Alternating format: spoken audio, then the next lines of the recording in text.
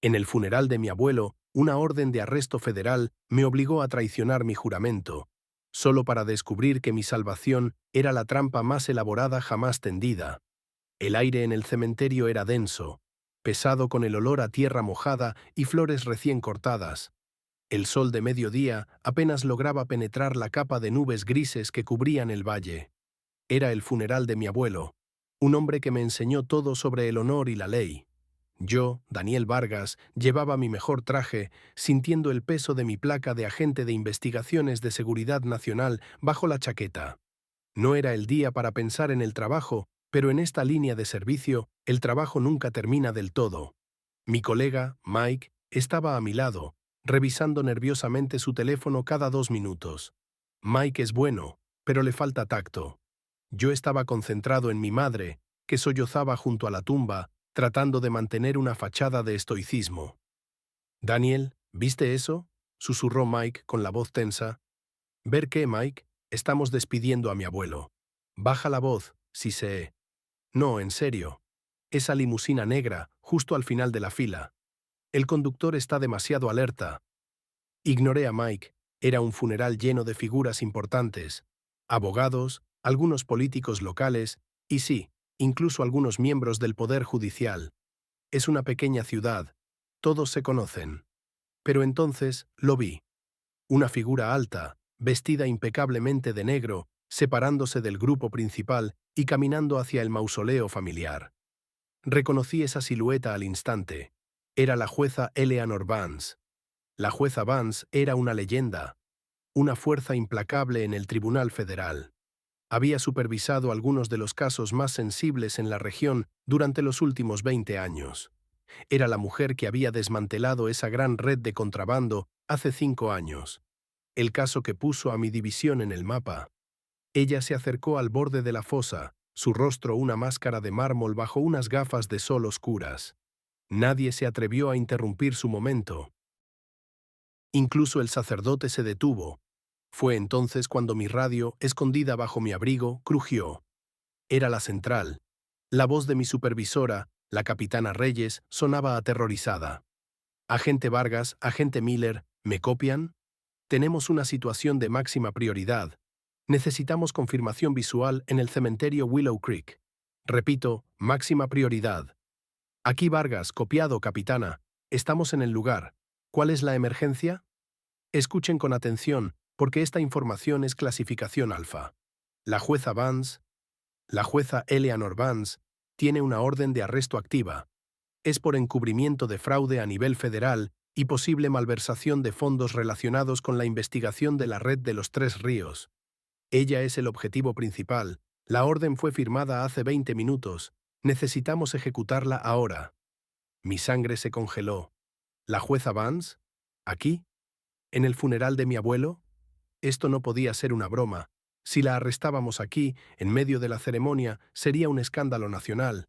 Sería el fin de mi carrera, sin importar el resultado. Mike me miró, pálido como un fantasma. Él también lo había escuchado. «Daniel, esto es una locura. Estamos en terreno sagrado», susurró Mike. «La orden es del fiscal general, Mike. No podemos ignorarla», respondí, mi voz apenas audible. Me enderecé, sintiendo el frío del metal de mi placa contra mi pecho. «Reyes, tenemos al objetivo visual. ¿Procedemos con discreción?» Hubo una pausa larga y aterradora en la radio. «Vargas, tenemos informes de que la jueza Vance está esperando un contacto. Podría haber seguridad personal. Sean extremadamente cautelosos. Pero si escapa ahora, no tendremos otra oportunidad. Procedan con la detención. El mundo está mirando, aunque no lo sepa aún». Me quité las gafas de sol. El cielo parecía haberse oscurecido aún más. Me acerqué a Mike, con el corazón latiéndome en la garganta. «Bien, Mike. Tú te acercas por el flanco izquierdo, yo por el derecho. Cuando yo haga el movimiento, tú bloqueas su posible huida hacia los autos. Vamos a hacer esto rápido y limpio. Recuerda el protocolo. Agente de investigaciones, está usted detenido por orden federal. Nada de gritos, nada de forcejeos. Nos separamos, moviéndonos con una lentitud ensayada, aprovechando la concentración de los dolientes en la fosa. Yo pasé detrás de un grupo de hombres de traje gris. Mi mano se deslizó hacia mi funda. El agarre de mi arma se sentía extrañamente frío. Cuando estuve a solo 3 metros de la jueza Vance, ella pareció sentir mi presencia. Se giró lentamente y por primera vez vi sus ojos detrás de las gafas oscuras. Eran fríos, calculadores, y ahora llenos de una ira contenida. No parecía sorprendida en absoluto. Agente Vargas, ¿verdad? Su voz era como seda helada. Pensé que eras más profesional que esto. ¿Arruinar la memoria de un hombre bueno en un día como hoy? Jueza Vance, por orden de la autoridad competente, queda usted detenida por cargos de fraude y obstrucción a la justicia, dije, sacando mi placa y alzándola firmemente. En ese instante, justo cuando Mike comenzaba su movimiento lateral y yo extendía mi mano enguantada para esposarla, ella sonrió. Una sonrisa pequeña, pero devastadora. Qué oportuno, agente. ¿De verdad creíste que no vería venir el golpe de gracia del Departamento de Justicia?, dijo. Luego, con una velocidad que desmentía su edad, golpeó algo oculto en el bolsillo interior de su abrigo negro. Antes de que pudiera reaccionar, o antes de que Mike pudiera gritar, un segundo coche negro, que habíamos asumido que era parte de la comitiva funeraria, rugió y se abalanzó directamente hacia mí y Mike, no para llevársela, sino para arrollarnos. El conductor no estaba tratando de ayudarla a escapar, estaba tratando de eliminar testigos, y al mismo tiempo la jueza Vance sacó de su abrigo no un arma, sino un teléfono satelital de alta seguridad, y presionó un único botón con el pulgar. El juego ha cambiado, agente Vargas, susurró, mientras el sonido ensordecedor de un motor V8 acercándose a toda velocidad inundaba el silencio del cementerio. El coche negro se dirigía directo a mi posición. No había tiempo para esquivar. Mi única opción era tirarme sobre ella para protegerme del impacto inminente o correr, dejando a Mike solo frente a esa amenaza vehicular. En el último segundo decidí que el impacto era inevitable y salté, pero no hacia atrás. Salté hacia adelante, tirando de la jueza Vance con toda mi fuerza para llevarla conmigo al suelo justo cuando el vehículo impactaba con una violencia brutal contra la base del mausoleo, levantando una nube de tierra y esquirlas de mármol. El mundo se detuvo. Sentí el aire desplazado, el calor del motor, y luego, un silencio aún más profundo que el de antes, roto solo por el crujido metálico de la carrocería destrozada. Abrí los ojos. El aire olía a gasolina quemada. Estaba cubierto de tierra y sangre, pero vivo. Y entonces levanté la vista hacia la jueza Vance, que yacía bajo mi brazo, inconsciente quizás. Pero antes de que pudiera siquiera verificar si seguía respirando o si la orden de arresto seguía en vigor, mi radio volvió a chirriar, no con la voz de Reyes, sino con un tono completamente desconocido, grave y autoritario. Agente Vargas, ha cometido un error estratégico grave. Esa mujer no era el objetivo. Era una carnada. Y ahora, debido a su intervención violenta en propiedad federal, usted está bajo investigación por un posible intento de ataque a un servidor público protegido.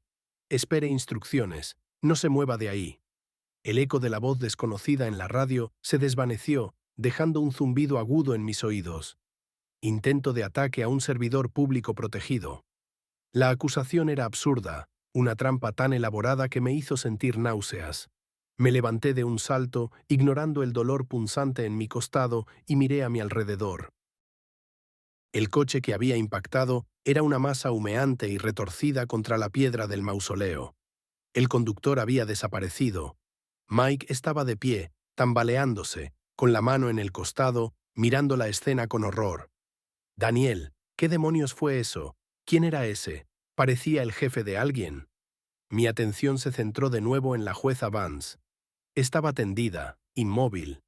Su rostro estaba pálido bajo la tierra, pero no había sangre visible, solo una herida superficial en la sien causada por el impacto del golpe. Mike, necesito que asegures el perímetro. Nadie se acerca. Llamo a Reyes y le digo que necesito apoyo médico y legal inmediatamente. Y por Dios, no menciones esa última llamada. Mis dedos temblaban al marcar el número de la capitana Reyes. Cuando contestó, su voz era un susurro urgente. Vargas, ¿qué está pasando? Perdimos todo contacto con el equipo de vigilancia alrededor de Vance. Vimos el coche, pero fue demasiado rápido. ¿Ejecutaron la detención? Capitana, la detención no se completó. Hubo un ataque coordinado. Un vehículo intentó arrollarnos. La jueza Vance está inconsciente, la he asegurado. Pero Reyes, recibí una llamada posterior. Una orden de restricción y una nueva investigación contra nosotros por agresión a un servidor público. Hubo un silencio que me hizo pensar que Reyes se había desconectado. Vargas, dijo finalmente, y su voz ahora era de acero frío. Olvida lo que te dijeron en esa última transmisión. Yo nunca te ordené ejecutar la detención en el funeral. Eso fue un señuelo. Sabíamos que la información de la orden de arresto era demasiado pública para ser real. Queríamos ver quién reaccionaba a la noticia. Ustedes dos eran la carnada. Mi estómago se hundió. Éramos peones en un tablero mucho más grande. ¿Un señuelo? ¿Y el auto que nos atacó? Pregunté, sintiendo una rabia helada. Eso no era parte del plan. Eso es nuevo. Esto huele a que hay una facción interna trabajando contra el fiscal general. Están tratando de desautorizar la operación incriminándolos. Tienen que salir de ahí, Daniel. Ahora. Mike me miró con ojos suplicantes. ¿Salir? ¿Dejando a la jueza aquí? Podría ser su guardia de seguridad quien condujo el coche. Ella ya no importa. Si la tocas, si la mueves, confirmamos el escenario que ellos quieren. Que actuamos sin supervisión y agredimos a una figura intocable, expliqué, repasando mentalmente todas las reglas que acababa de romper. La clave ahora es la cadena de mando. Necesito testigos oficiales. Mike llama a la policía local, reporta un accidente de tráfico grave. Nada de mencionar a Vance o a nuestra agencia todavía. Solo un accidente automovilístico. Mientras Mike se alejaba rápidamente para hacer esa llamada estratégica, yo saqué mi kit forense básico. Necesitaba recuperar cualquier cosa que confirmara la identidad de ese conductor o del coche. Me arrodillé junto al amasijo de metal retorcido. Las puertas estaban deformadas, pero el maletero parecía intacto. Usando la palanca de mi kit, forcé la cerradura del maletero. El olor a gasolina se intensificó. Esperaba encontrar un arma, quizá evidencia de un intento de asesinato frustrado contra la jueza. En su lugar, encontré una maleta de cuero negro, de esas que usan los ejecutivos de muy alto nivel. No estaba sellada. La abrí con cuidado. Dentro no había dinero, ni drogas, ni evidencia de fraude. Había documentación clasificada, carpetas gruesas y un solo objeto sobre ellas. Un anillo de sello de oro macizo con un escudo que reconocí con un escalofrío mortal. Era el sello personal del director adjunto de la Oficina de Revisión Interna de nuestra propia agencia, el hombre encargado de supervisar la ética y la conducta de todos los agentes federales, el hombre que había firmado mi ascenso hacía 6 meses. Pero lo que realmente me hizo jadear y retroceder, dejando caer la maleta, fue el contenido de la última carpeta, etiquetada simplemente como Proyecto Cronos.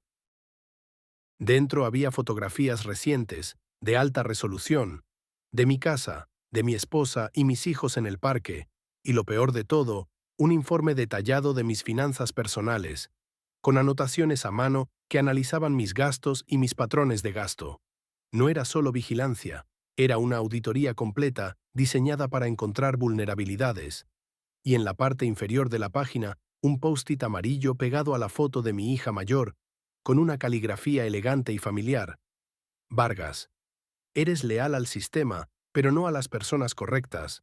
Ahora entiendes por qué no puedes seguir mis órdenes. No podía ser.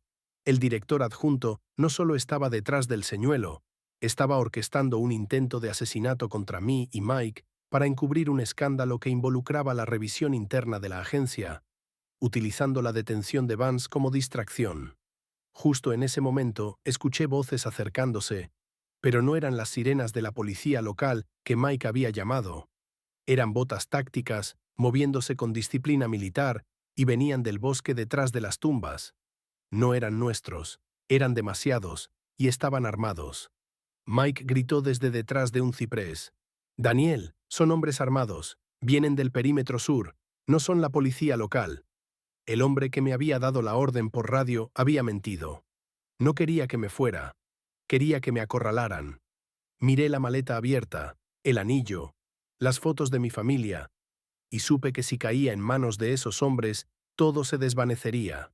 Me puse de pie, mi arma desenfundada, y miré hacia la línea de árboles que se acercaba.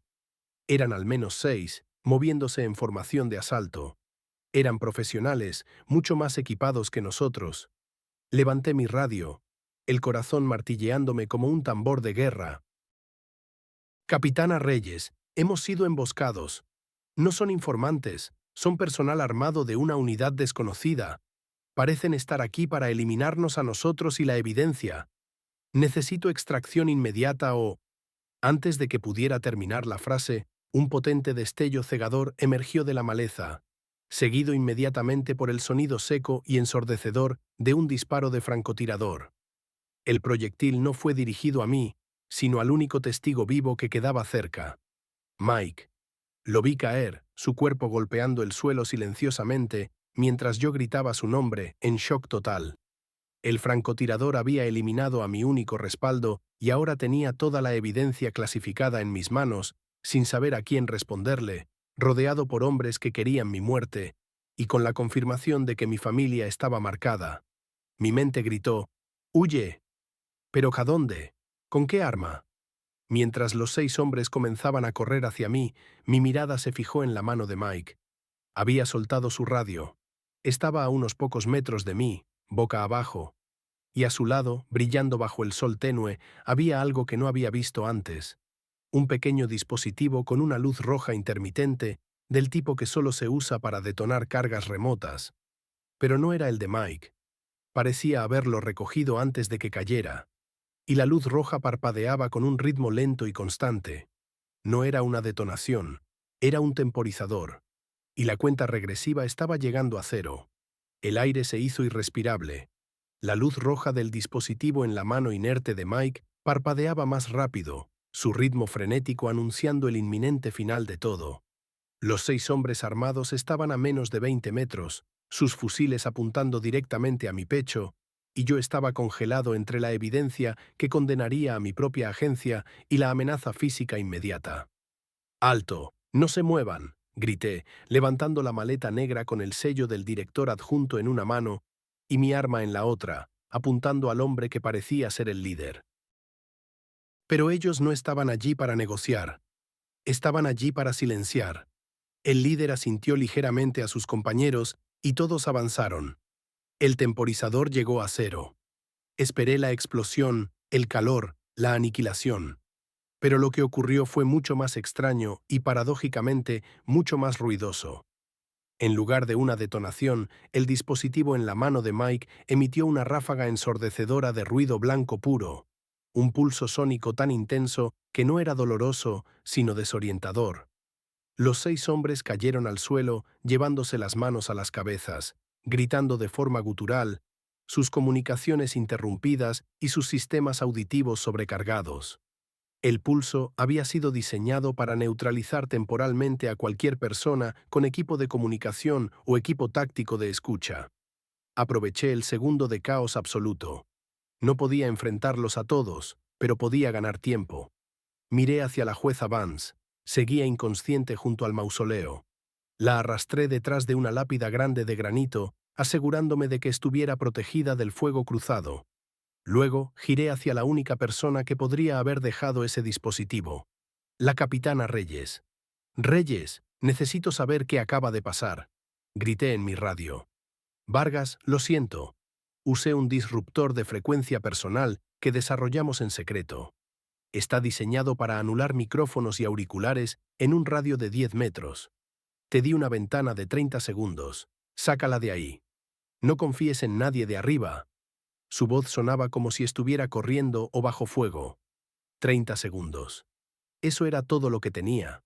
Me volví hacia los hombres que comenzaban a recuperarse del pulso sónico. Saqué el anillo de sello de la maleta y lo arrojé con fuerza hacia los árboles, lejos de mí, en la dirección opuesta a mi ruta de escape. Un señuelo secundario. Mientras 2 de los atacantes se distraían buscando el objeto de oro, corrí hacia la limusina destrozada, empujando el asiento del conductor con mi bota. Los sistemas de la limusina debían tener una fuente de energía auxiliar intacta. Conecté mi propio comunicador táctico al puerto de diagnóstico que Mike y yo habíamos memorizado de los manuales de seguimiento. Necesitaba una señal, una prueba de que no me había vuelto loco. Reyes, estoy subiendo a la jueza Vance a un vehículo de emergencia. Si puedes enviarlo a la entrada principal. Necesito que rastrees este transmisor que estoy activando desde el auto atacante. Es la única forma de vincular esto al director adjunto. Hecho Vargas. Pero la jueza, si ella es la carnada, ella es el catalizador, no el objetivo final, respondí mientras lograba arrancar el motor de la limusina destrozada, que para mi sorpresa seguía funcionando en modo de emergencia. Me puse al volante, con la jueza Vance desplomada en el asiento del pasajero. Los atacantes se habían reagrupado y ahora disparaban ráfagas cortas y controladas hacia la limusina. El metal viejo absorbía el impacto mejor de lo que parecía. Conduje lentamente, simulando pánico, hacia la entrada principal del cementerio, dejando atrás la escena del crimen y el cuerpo de Mike. Justo cuando doblaba la esquina hacia la calle principal, vi lo que Reyes había organizado. Una ambulancia sin distintivos, con las luces apagadas, esperando discretamente. Salí del coche, tomé a la jueza Vance en mis brazos, ella seguía inconsciente, y corrí hacia la ambulancia. Reyes estaba al volante, vestida como paramédico. «¿Mike?», pregunté, mi voz rota. Reyes solo negó con la cabeza, con lágrimas corriendo por su rostro. «No hay tiempo, Daniel. Lo lamento. Tenemos que salvarte a ti y la evidencia». Entré en la parte trasera y cerré la puerta justo cuando las sirenas reales comenzaban a sonar a lo lejos. La ambulancia aceleró, mezclándose con el tráfico urbano. Una hora después, en un búnker seguro que Reyes había preparado bajo su residencia, la jueza Vance se despertó, desorientada. Estaba confusa sobre su presencia allí, pero recordó haber recibido una llamada anónima advirtiéndole sobre una investigación ilegal que supuestamente se estaba llevando a cabo en su contra, lo que la hizo presentarse en el funeral bajo la creencia de que sería informada por un contacto neutral. «Yo no estaba encubriendo nada, agente Vargas», dijo con voz temblorosa, viendo las fotos del director adjunto. «Yo estaba investigándolo a él. Tenía información de que él estaba usando la revisión interna para proteger una red de lavado de dinero que afectaba directamente a las operaciones de seguridad nacional. El proyecto Cronos era su tapadera para monitorear a cualquiera que se acercara a la verdad. Yo iba a reunirme con mi propio contacto para entregarle esta información, pero me reemplazaron. En ese momento, el comunicador de Reyes se iluminó. Era el rastreo del transmisor que había lanzado del coche atacante. «Daniel, lo tenemos. El transmisor está activo y emite desde una ubicación segura, un apartamento de lujo en el centro. Pero hay algo más. Ese auto que nos atacó, el que nos iba a matar a ambos, tenía registradas dos matrículas diferentes. Una la del auto destrozado y la otra, la matrícula de un vehículo oficial asignado a la propia capitana Reyes. Me quedé paralizado. Miré a Reyes que estaba a mi lado, tensa, pero con una mirada extrañamente tranquila. Ella había sido la que me había dado la orden de ejecutar la detención, la que me había dicho que fuera un señuelo, la que había enviado la ambulancia, y ahora su coche estaba vinculado al ataque directo. «¿Reyes? ¿Qué significa esto?», pregunté, sintiendo que el círculo se cerraba sobre mí de nuevo, pero esta vez la amenaza era la persona que se suponía que me estaba salvando. Ella suspiró, una expresión de agotamiento infinito cruzando su rostro, y lentamente deslizó algo de debajo de su chaqueta. No era un arma. Era un teléfono satelital, idéntico al que había usado la jueza Vance. «Daniel», dijo, con una calma devastadora. «El director adjunto es ambicioso, sí, pero yo soy la ambición personificada. Yo orquesté todo el funeral. Yo te di la orden falsa, sabiendo que el Departamento de Justicia te daría la orden real a través de otro canal. Yo arreglé el ataque del coche, el ataque de los hombres armados y la supuesta alerta de Mike, pero no para matarles, sino para probar su lealtad». La jueza Vance me miró, incrédula. «La verdad es que, agente Vargas, yo no trabajo para el Departamento de Justicia. He estado trabajando para la facción que el director adjunto intentaba derrocar. El proyecto Cronos era un plan para controlar la agencia desde dentro. Yo necesitaba a alguien con tu historial impecable, alguien que estuviera dispuesto a romper las reglas por un bien mayor, y alguien que pudiera culpar a los demás. Mike era mi hombre de confianza para asegurarse de que todo saliera según lo planeado, incluyendo su propia muerte como distracción final. Ella me ofreció el teléfono. Ahora, agente Vargas, usted es el único que puede entregar esto directamente al fiscal especial, sin intermediarios. ¿Está usted conmigo, o prefiere que me encargue de que el Departamento de Justicia lo encuentre junto a la evidencia del director adjunto y que su familia sufra las consecuencias por el ataque al cementerio? El peso del anillo del director adjunto en mi bolsillo, el recuerdo de Mike y la evidencia de la corrupción que tenía delante me obligaron a tomar una decisión. No había inocentes en esta guerra, solo había diferentes niveles de oscuridad. Extendí la mano y tomé el teléfono satelital de Reyes. Estoy con usted, capitana. Pero si esto sale mal, le prometo que será la última guerra que librará. No saldrá mal, Daniel, sonrió Reyes, y por primera vez su sonrisa no fue una máscara. Era la sonrisa de una depredadora que acababa de asegurar a su mejor cazador. Solo asegúrese de que nadie, absolutamente nadie, encuentre jamás el cuerpo de Mike. Él era la prueba de que actuamos solos,